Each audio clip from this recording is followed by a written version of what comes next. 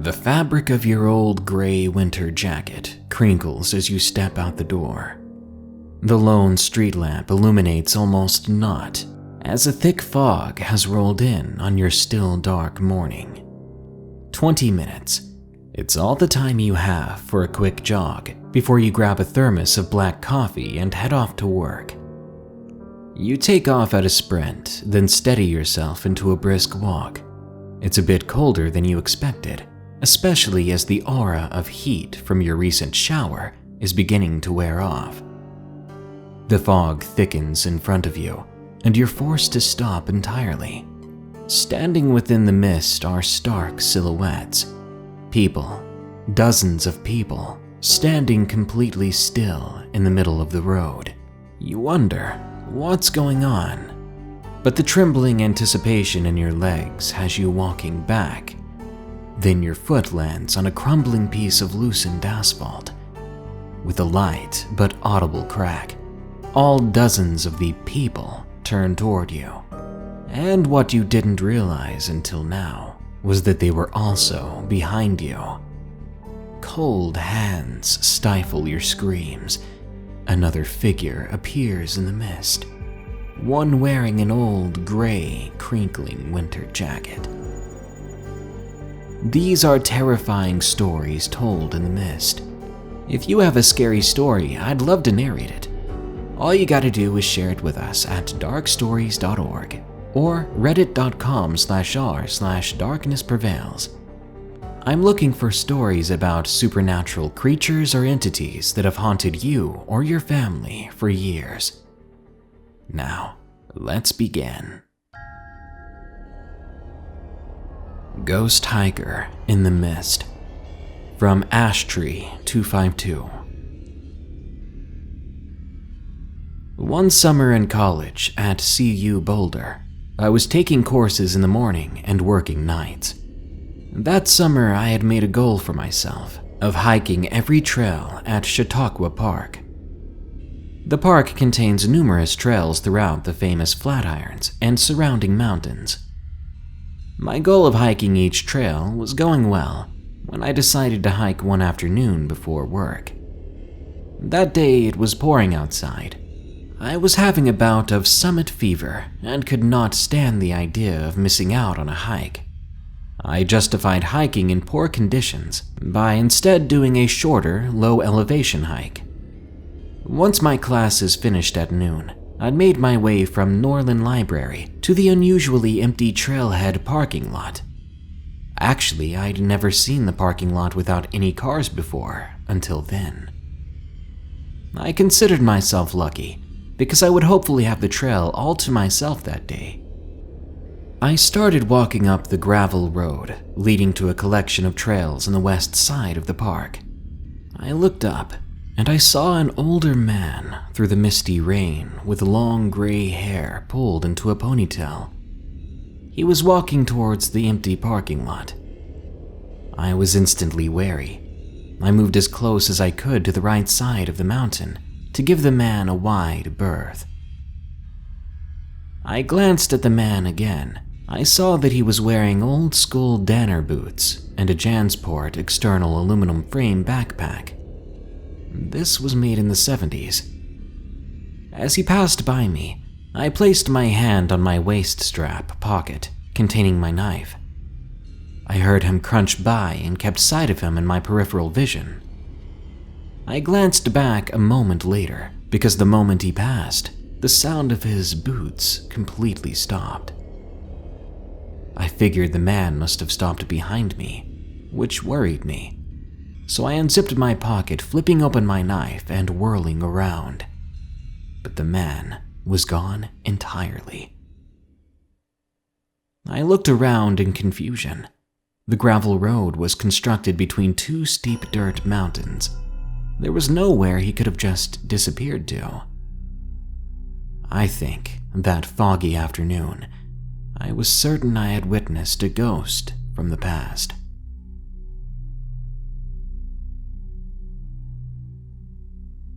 Eyes in the Mist, from Pharmasnap. My family always loved to go camping. Some of my earliest memories are of sleeping in a tent and roasting marshmallows around the fire. As we got older, my parents let my younger brother Abe and I explore the campgrounds and make the long trek to the outhouses by ourselves. By the time I was a teenager, we had graduated from a tent to a pop-up camper. I was able to drive my own car when we went, so that I had more freedom to explore. The incident in the mist occurred on a trip when my brother brought his friend John along with us. We had spent an amazing day at the beach, fishing, shooting potatoes into the lake with a homemade potato gun. After dinner, when the sky was darkening and streaked with red, we had decided to try and go catch frogs on the other side of the grounds. It was several miles away, so Abe, John, and I piled into the car and headed to the other side of the lake. The night was hot and muggy, and visibility was low due to the mist that had descended around us. I drove very slowly due to the fog, and we all felt a little uneasy due to the creepy feeling that it created. By the time we made it to our destination, the sun had set completely, and it was very dark. Usually, when camping, there is no light pollution to mask the sky, so we were often treated to an endless display of stars and moonlight. This night, however, it was hard to see due to the mist that was now swirling around us. We exited the car, grabbed our nets and a bucket, and started for the edge of the lake. We liked to visit this particular site due to the multitude of small peninsulas of land that led out into the water. The pussy willows were high and thick this far into the summer, and the smell of the lake was overpowering. We carefully made our way to the water and tried in vain to catch some frogs, but we were not successful. We still had a grand old time watching frogs leap easily out of our grasp, landing with a loud splash in the murky water. Once the frogs decided they'd had enough of us and all disappeared, we started the trek back to the car. The mist was still swirling around us, creating an eerie feeling as we trudged through the willows and tall grass, feeling the ground squish beneath our feet. All of a sudden, Abe held out his hand to stop us.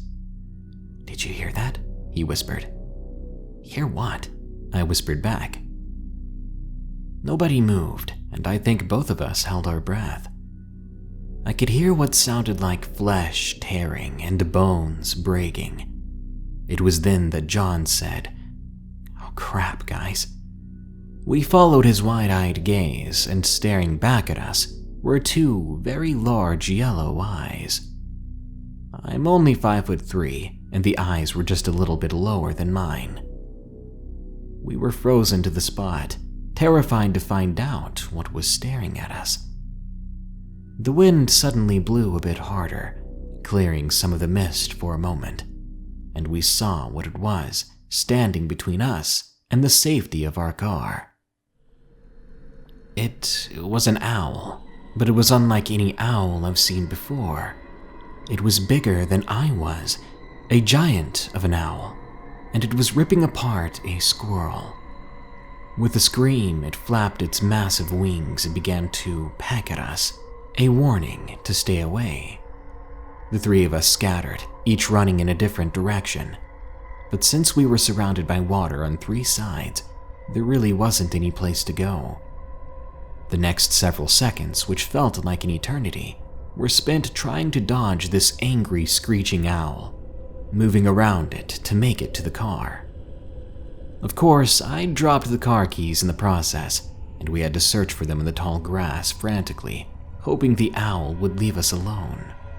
But the owl took flight as I flattened myself to the ground, eventually finding the set of keys. We all jumped up and booked it to the car. Immediately, I drove away, but I had to pull over and calm down before we got back to camp. We were all pretty embarrassed for being bested by a bird, albeit a very large, predatory bird. This was definitely no ordinary owl. It was so big that telling people the story, I doubt anyone would believe me.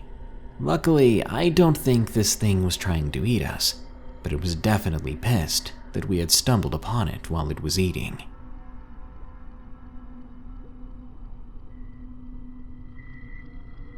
The Man, from Sennia.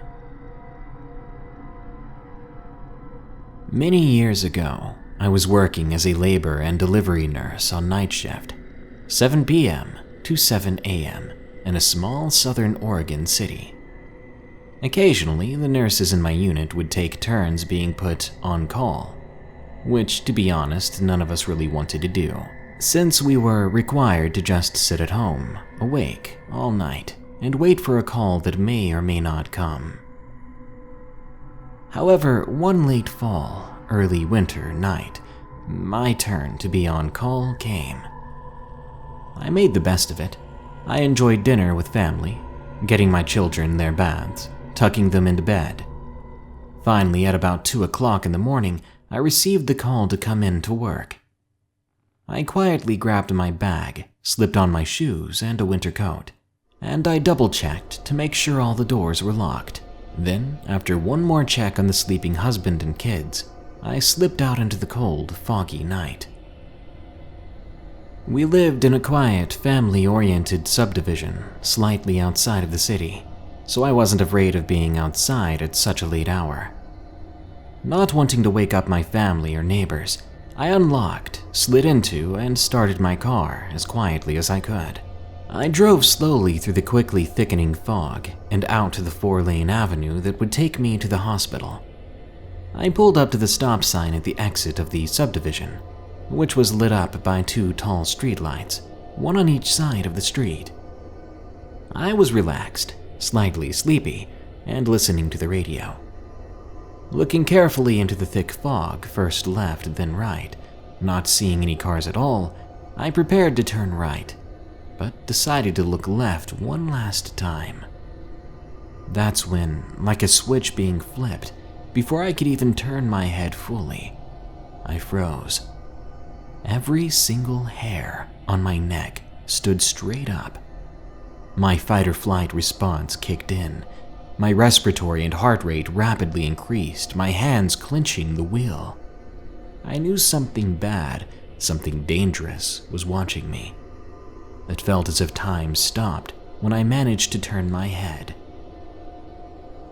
Standing there in the mist under the hazy, cold light of the streetlight, only a few feet from my car, was an extremely tall man wearing a dark hood that covered most of his face. You need to remember, nurses are trained to observe. We see details that some people might not notice, all within seconds, and this is what I observed. He stood about 6'3". He was well built, muscular even. Besides the dark hoodie, he was wearing worn-out jeans and dark shoes on his large feet. I could not see his upper face, only that he had a thin dark mustache and a pointed goatee over a strong masculine jaw. All these details I took in within seconds, but then, as if drawn against my will, my eyes snapped back to his face. He had tilted his head up and back so I could finally see his eyes. And his eyes were glowing, and I mean illuminating from within, like strange, incandescent green light. I was riveted to that unearthly glow, my medically trained brain desperately searching for a scientific reason for the bizarre light, when he slowly began to smile. My God, that smile. Even now I get chills and my body tenses with the memory of it. I don't even know how to properly describe what happened. At first, all I saw were rather masculine lips over perfectly formed, brilliant white teeth. But as I watched, holding my breath, his canine teeth seemed to change, elongate, lengthen, sharpen, until they were abnormally long and pointed. And it wasn't just glowing eyes or elongated canines, it was his presence, a dark, creepy, frightening, all-consuming predatory presence. He loomed in the misty darkness, surrounded by shadows. Not surrounded by, but like he was pulling the shadows in and around him.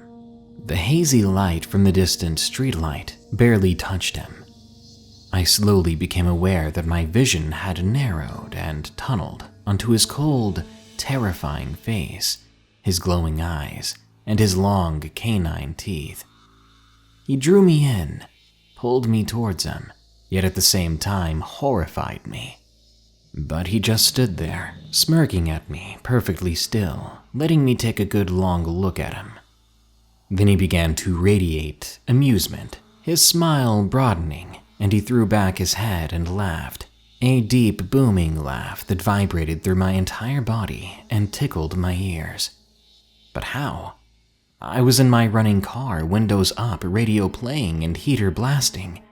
How in the hell did I hear, not to mention feel, him laugh?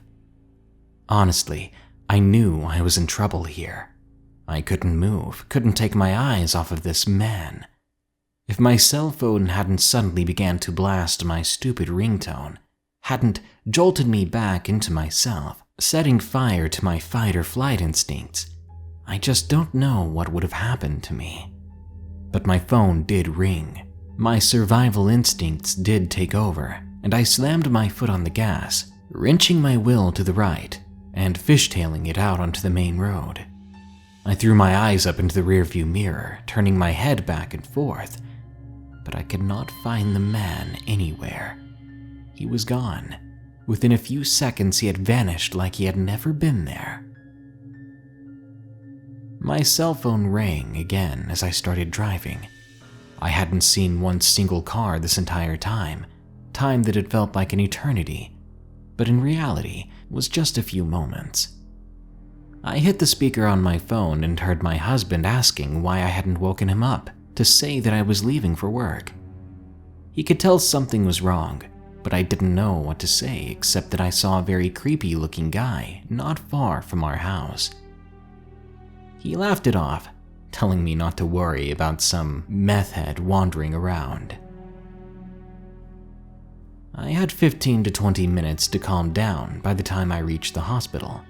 By the time I walked in, my coworkers grabbed me, set me down in a chair, and asked what was wrong. Apparently, I looked as pale as a ghost and was still shaking. Again, I didn't know what to say, so I made up a quick story about a meth head stepping in front of my car and nearly hitting him. They all seemed to buy my story, and we then threw ourselves into work. After a decade of being a registered nurse in hospitals, I've seen and dealt with many horrifying situations. I've seen birth, I've seen death, and I've seen it all in between. I've handled it all in my calm, professional, but tough-as-nails manner. But this man in the mist, I've never experienced anything like that. Not before, and not since. He terrified me, but at the same time he made me curious too. I can't explain how his eyes glowed from within like they did, unnaturally, impossibly, or how his teeth elongated and sharpened right before my eyes. I was only a few feet away from him. If he had wanted to hurt me, he could have reached me in a second, and yet he just stood there, showing himself, letting me see him. After all these years, he still haunts me. Until now, I've only ever told very few people, and only after I've had a few drinks or so. But I'm asking you, have you ever seen anything like him before? Has anyone experienced anything like this? Was it human? Was it vampire? Was it a demon? What exactly did I see that night in the cold, dark winter mist?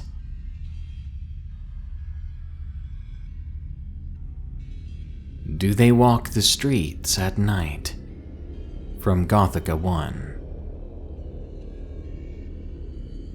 I live in a hamlet. If you don't know what that is, it's a very small village. So small, unless you know someone who lives there, you'd never find it. Where I live has been around before the state I live in was even a state. There are still buildings, though not touched, that stand made of cobblestone. Most people's basements, if they have one, are reinforced cobblestone structures.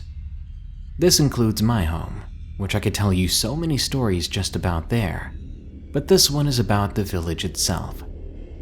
When I moved here, I came to help my family get things in order with their home, and it didn't take very long to realize how strange the place was.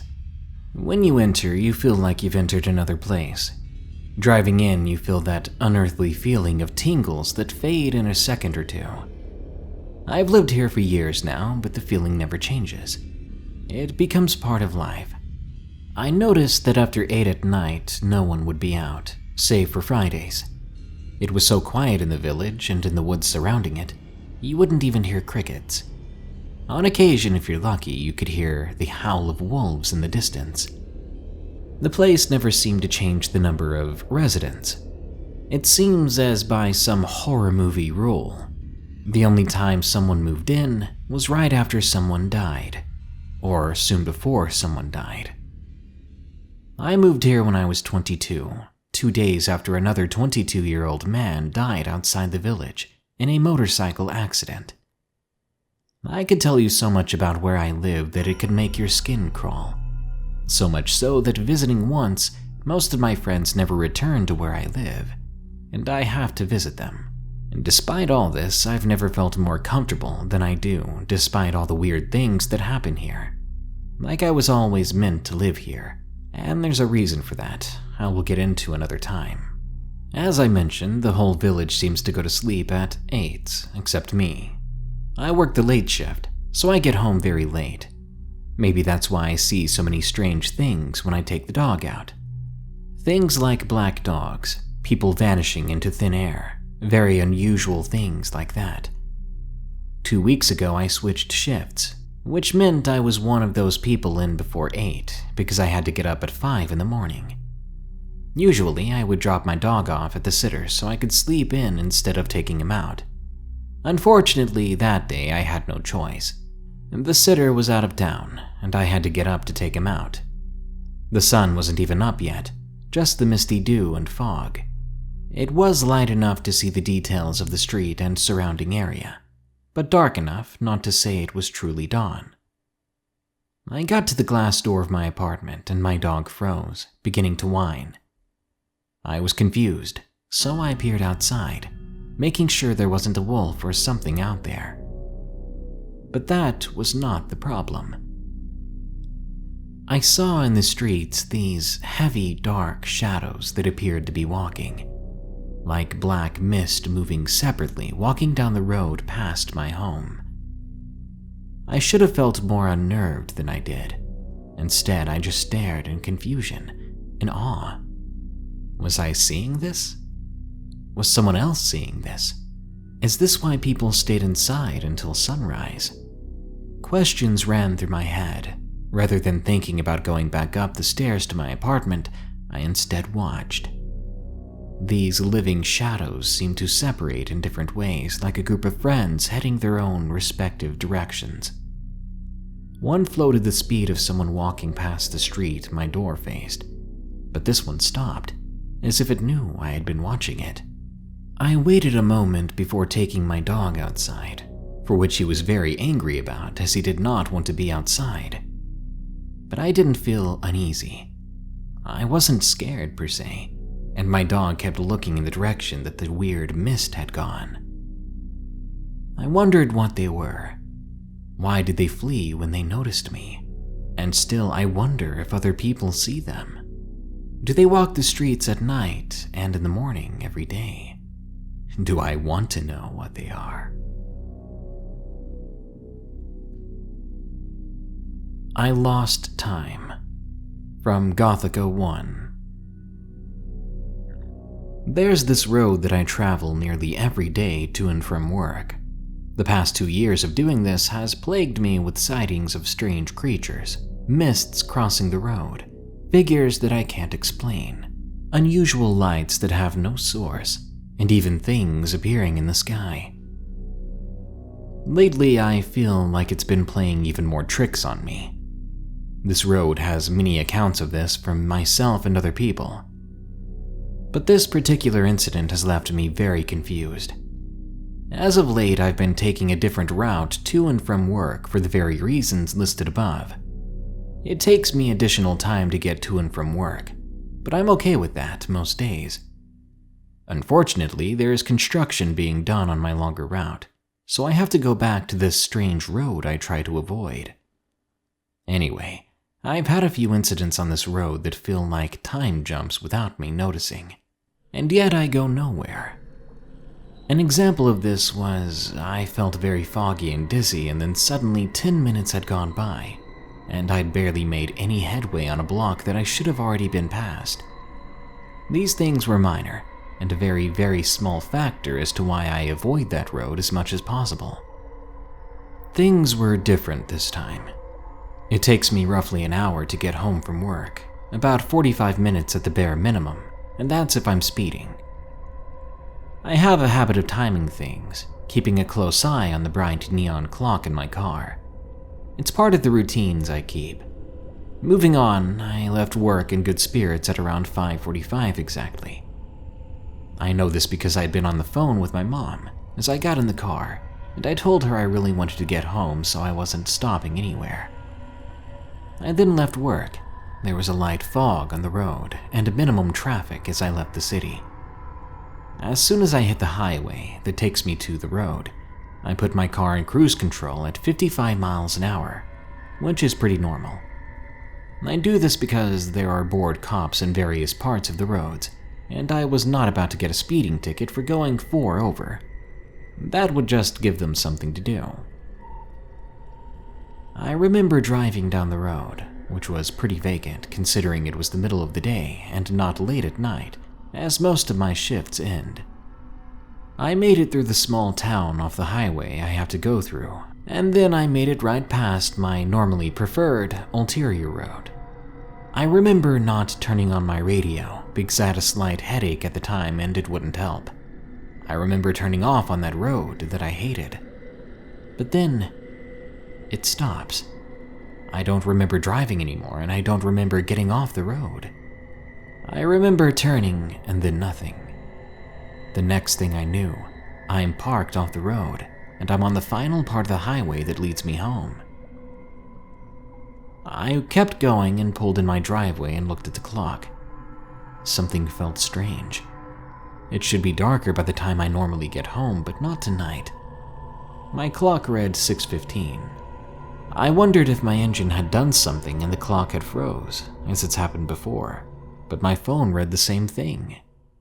I sat there for a few minutes not getting out of my car, and I called my mom, because I could not figure out how I'd gotten home. Why I couldn't remember. How was I here so fast in general?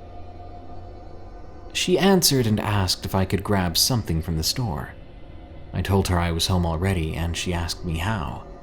I didn't have an answer, though. I still don't have an answer. Yesterday, after originally posting this, I timed myself on the way home. I sped over 60 miles an hour, and even then, when there was no traffic on the road at all, it took me 45 minutes. I don't know what happened. I don't know how it happened, but I'm glad that the detour will be over soon. I'd rather this not ever happen again. When the mist begins to form, and you're not behind a nice thick wall with locked doors, you'd better run. Because the things in the mist will pull you in and make you a part of it, a part of them. Good night. If you enjoyed this episode of Darkness Prevails, be sure to like, share, comment, and subscribe. If you want to have your story narrated, share it with us at darkstories.org. Or, if you're on Reddit, go to reddit.com/r/darknessprevails. If you want to support the show, check the links in the description. There's a link where you can donate and help us on Patreon, and a link to my merch store, where you can get some Darkness Prevails merchandise. Well, that brings us to the end of this show, but don't worry, because more scary stories are on the way soon, so stay tuned. Until next time, here are the credits to my amazing patrons who continue to help and donate. Remember, stay safe out there and stay creepy, because this world is a strange one.